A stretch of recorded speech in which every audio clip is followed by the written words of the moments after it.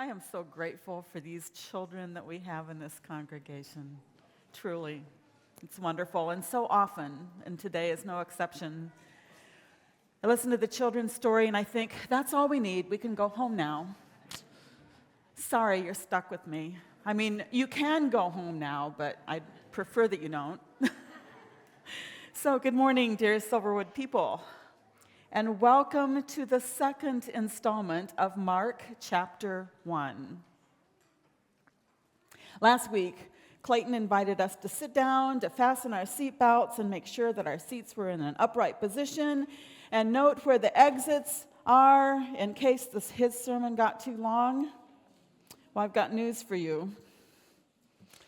Last week, Clayton asked if he could shorten his text, lopping off 5 verses and adding them on to my already lengthy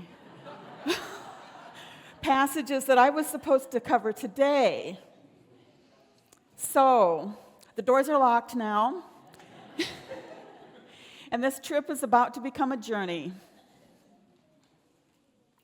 Last week, we pondered the idea of letting go of control. And I would venture to guess that most of us here want at least a degree of control, right?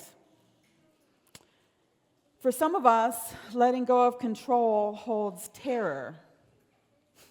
We might ask ourselves, if I let go of control, won't things get out of control? Or at least my control. And if I'm not in control, then who is? Can I trust what will happen if I'm not the one who's in control? At least to some extent. I like a little bit of control. I wouldn't call myself a control freak, but I like to believe that I have at least a little control over my own life. But this week, as I thought about the text that I'd been handed, I started to wonder if letting go of control can also be liberating. Imagine the scene. Simon, who we also know as Peter, but I'm going to call him Simon throughout this message today because that's what our text called him today. So Simon, who and with his brother Andrew, are busy doing what they know how to do very well. They're fishing on the Sea of Galilee.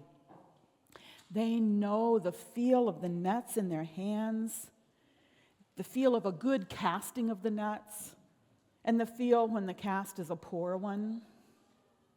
They know the feel of the boat on the gentle movement of the water, and they know the feel of the water when a storm is brewing, the feeling that makes them know it's time to head to shore. They know how to care for their catch, so that when they do reach shore, they will have fish that people want to buy. They know their jobs, and they know their nets.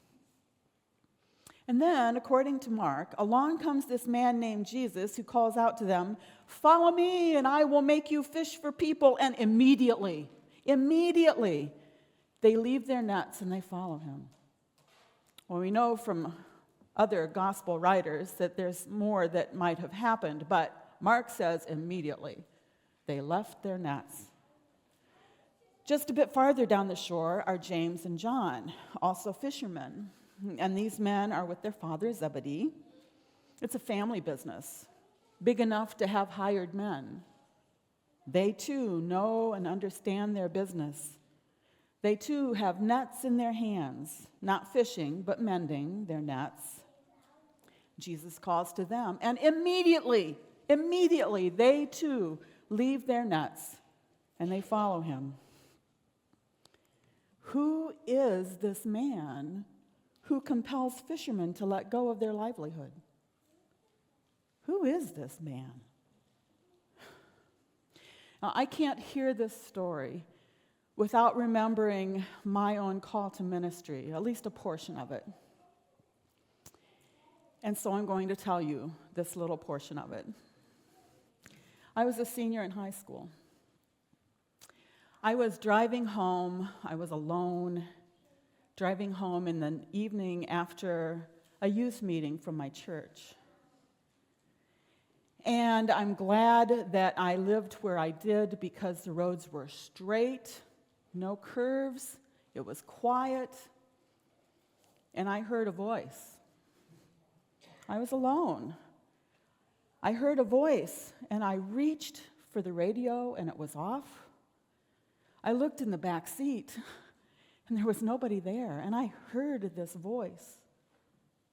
And the words were, "Don't be afraid. I will make you a fisher of men." Now, we were still in King James at my church at that time. I knew then that it meant of people, but I didn't have a clue what this could mean. Why was I hearing this voice? And I managed to drive into my driveway, and then I sat there in the car for a long time, shaking. Finally, I went in, and I didn't tell anybody what had just happened to me. Because some people with mental illnesses hear voices. And could I be getting mentally ill? What was happening to me? And I didn't tell anybody for a long time. But this voice haunted me. And finally, I made an appointment with my pastor. And he sat and he listened to my story, just quiet. And then when I was done and I had revealed to him my fear of mental illness, he just said, "Donna, I can't tell you what this means for the rest of your life." This happened at a time before there were any women standing where I am now today. And he said, "I can't tell you what this means for the rest of your life, but I can tell you that you're not crazy." He said, "My own call to ministry involved hearing an audible voice, and I was driving a tractor and I drove it into the ditch." And I thought, oh, at least I made it into the driveway. So I went off to college that next year, wondering what this meant, thinking that surely it must mean that I was going to marry somebody, first of all, and end up on the mission field because that was the only path forward that I could imagine. And it wasn't until 20 years later that I began to understand what it was that Jesus was inviting me into. And it involved a few more divine proddings before my husband Conrad and I headed off to seminary. If you want to hear the other parts of the story, that's for another time. It's too long. But I will just say that Jesus needed to hit me over the head to get my attention. And all Jesus needed to do for these disciples, these fishermen, was to say, "Hey, follow me." And they did, just like that. Who is this man who compels fishermen to let go of their livelihood? And for that matter, who is this man who invited me into ministry and then was willing to wait patiently until I could understand the invitation? I don't share my story with you so that you'll think that I'm so amazing. I'm not. I'm just an ordinary person with gifts that God has given to me and foibles, just like you. I tell you a piece of my own story because it is Jesus who is so amazing. So who is this amazing Jesus? Last week's scripture informed us that he is God's Son. A voice proclaimed, "This is my Son in whom I am well pleased." But Simon and Andrew, James and John, they weren't there to hear that truth. What was it about this man that at his invitation these fishermen choose to let go of their nets, to let go of their livelihood, to let go of control of what they know, to venture off into the unknown, following Jesus? This morning, let's follow along with them and let's see. The next scene takes place in the synagogue at Capernaum. And you can see that Capernaum, it's that red glob there, is pointing to the little dot. Capernaum is at the northwest edge of the Sea of Galilee, or at least it was. There's no trace of Capernaum today, but in its day, it was a city of importance. So Jesus, together with Simon, Andrew, James, and John, are in Capernaum, and on the Sabbath, they go to the local synagogue where Jesus teaches. Well, this surprises me. Isn't Jesus a relatively unknown at this point on the journey? Yet here he is teaching in the synagogue. And his teaching astounds the listeners because his teaching is unlike that of the scribes. Now, the scribes were among the elite because they could read and write. One part of their responsibility was to study the scriptures, looking for errors, kind of like copy editors today. And as they looked for errors, they also studied the scriptures to better understand them. And out of their study, they taught as well. Mark tells us that Jesus' teaching astounded the listeners because he taught with authority, unlike the learned and respected scribes. So we can add another clue to who Jesus is. He's a teacher with authority. And then we see his authority in control of another situation. A man begins to harass Jesus while he's speaking. Please don't try that to me today. The man says, "What do you have to do with us? What are you doing here? Did you come to destroy us?" And Jesus recognizes that this is not the man sitting before him who is speaking, but rather an unclean spirit who is controlling the man.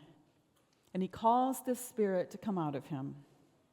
At the authority of Jesus' command, the unclean spirit does come out of the man, but he throws the man into convulsions in the process. And there's screaming, and it's chaotic. And I wonder what Simon, Andrew, James, and John thought about all this. Did they ask themselves why they had left their nets behind for this seemingly out-of-control situation? I'll be frank with you, this scene frightens me, and I think I would have wanted to go back to my nets had I been in their place. Did they wish they'd stayed with their nets, or did they recognize that Jesus was in complete control? Did they celebrate the man's liberation? Mark tells us that everybody there was amazed and kept asking each other, "What is this? Is it a new teaching with authority? Even unclean spirits obey him." And so now we can say that Jesus is a teacher and a man with authority. I didn't have the rest of Mark chapter 1 read this morning, but we are going to follow along with the disciples to see what Jesus does next. Jesus left the synagogue and went to the house of Simon and Andrew. Simon's mother-in-law she lived there too, and she was in bed with a fever. The two told Jesus about her illness, and Jesus went to her, took her hand, and healed her. Feverless, she got up and she served all 5 of them food. Now, usually when I read this passage, I think, oh, come on, give the woman a break. Give her a chance to get her strength back. But perhaps she didn't need to regain her strength. Maybe when Jesus healed her, she was completely back to normal, maybe even better than normal. And the 5 men, they needed nourishment because their day wasn't over yet, not even close. Word from the morning had gotten out, and by sunset of that same day, it seemed the whole city had gathered at the door of the house, bringing those who were sick with a whole variety of diseases and more demon-possessed people. To the uninitiated, it would seem that this situation is out of control.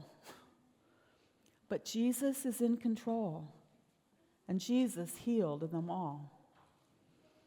We can add healer to the list. I think I need to leave the story here for just a little bit to make another confession to you. I have been suspicious of healing stories since I was 8 years old. That's the year my brother fell from a silo and lay in a coma for 3 months. During that time, I overheard a woman at our church telling my mother that my brother would be fine if she, my mom, would be more diligent in prayer. My little 8-year-old soul knew that this was a lie. I knew deep down this woman spoke a lie. We cannot control when or how God will choose to heal. God does heal, but we can't force that to happen. Should we pray? Absolutely. Does it make a difference? Yes, it does. But we should not for 1 minute think that our prayers will control outcomes. Sometimes God chooses to heal the physical body. And sometimes God chooses to heal in ways that are not physical. In my Gestalt pastoral care practice, I have witnessed God's healing. Healing of emotions, healing of memories, healing of self-esteem, and yes, physical healing too. But I don't make this happen. And neither does the one who comes to me for a session. All we do is clear the way, but we never know how God will choose to heal. That is up to God. God is in control. Okay, back to our biblical story now. Evidently, after their huge day, starting in the synagogue and ending at Simon Peter's house, healing many, many, many from the city, they did manage to get some sleep.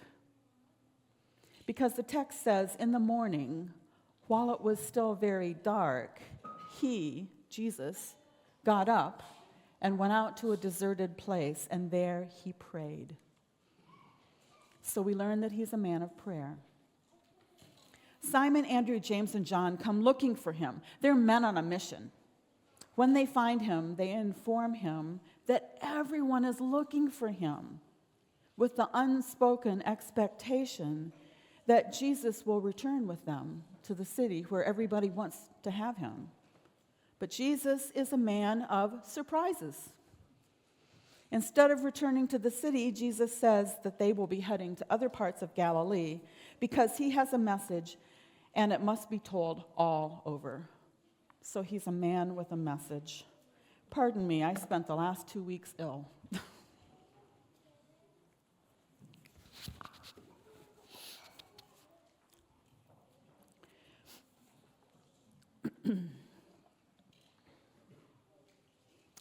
The final scene in this chapter involves a leper who came to Jesus.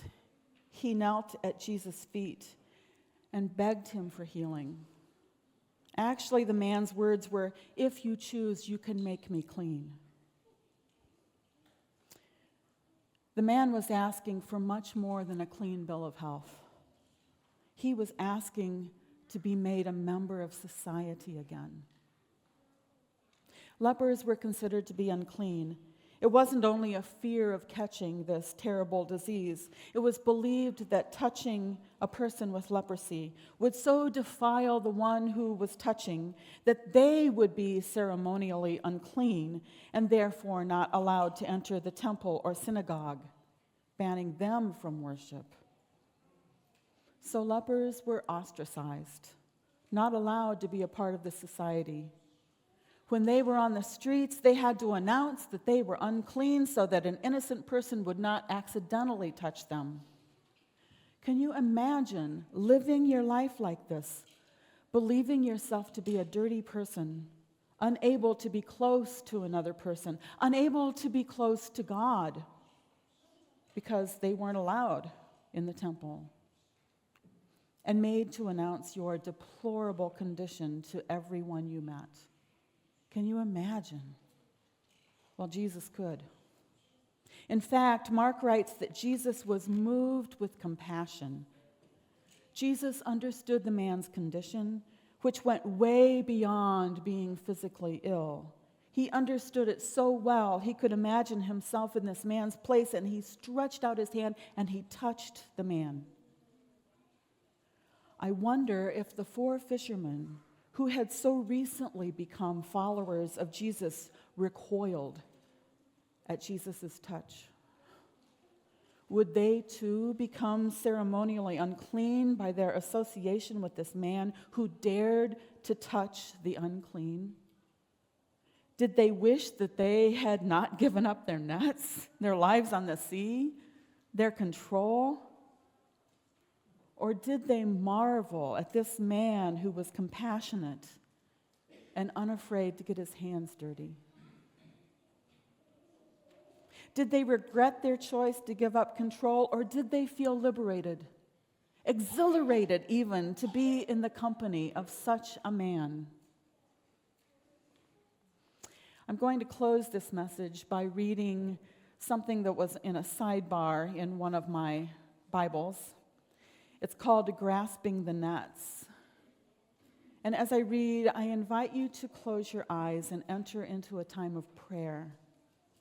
At the end, I'll leave you with a time of silence, and then I'll bring the prayer to a close. Would you join me in prayer? The disciples' fishing nets represent their income, their sense of accomplishment, and their identity as enterprising fish-catching businessmen. They've probably handled these nets most of their lives. Imagine yourself clutching the tightly woven cords of the fishing nets. How familiar they feel. How secure. But Jesus is standing near you, gazing at you with a look of invitation that's somehow irresistible.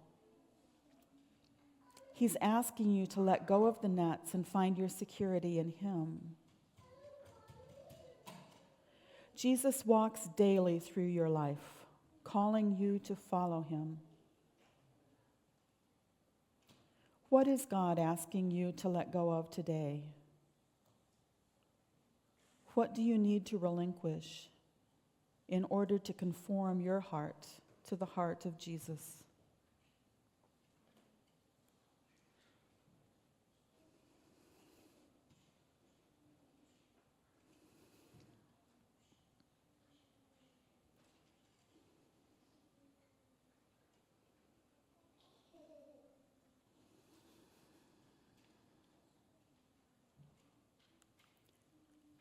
Jesus, thank you for your invitation to follow you. And thank you for your invitation to join you at the table. Amen.